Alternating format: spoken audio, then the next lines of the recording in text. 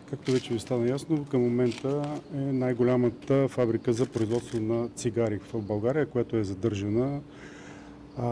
Работата, както задавахте въпрос, по тази група лица, които са свързани с разпространение и държаване на стоки без акцизен бандерол, започва активно от началото на годината, като са установени доста лица, които са съпричастни с извършената дейност. Реално откъде започнахме вчера? Рано сутринта беше установен един тир, който не е с българска регистрация в генерал Тошево, и оттам започна всъщност първото действие по разследване. В самия тир намерихме 9 големи палета, в които имаше около 324 мастербокса, 16 200 стека цигари от различни марки. Оттам започнахме и второто действие по разследването, а именно тук, където в момента се намирате.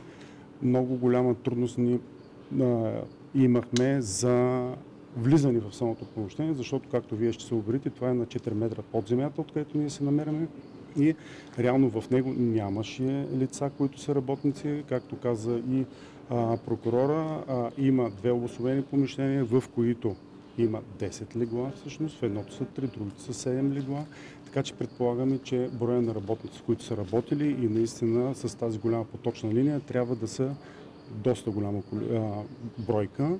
Към настоящия момент има 2 лица, това вече го уточнихме, които са задържани за срок от 24 часа по ЗМВР. Количествата с произведени цигари долу са огромни. Също ще ги видите, бройките можем да ви ги дадем с точност. Има ли обявен за издирване лице от Пловдив, да речем? Към настоящия момент са причастни лица, които ще бъдат установени, са 4 лица, включително и чужд граждани. Чужд на коя държава? Това ще се въздържа от отговор. Къде са били предназначени цигарите? Има ли някаква следа по нея, ако не е следа? Те първа това ще се изяснява в хода на досъдебното производство. Наистина има оперативна информация, която е придобита до настоящия момент, която ще бъде облечена в процесуална форма и не можем да изнесем на този етап. Чужд пазар ли са били или за българския пазар? Това, което предполагаме, че са по-голямата част за чуждия пазар, малко за българския, но това тепърва наистина ще го установяваме. За канал на Паскал не става въпрос. За канал на Паскал не става въпрос.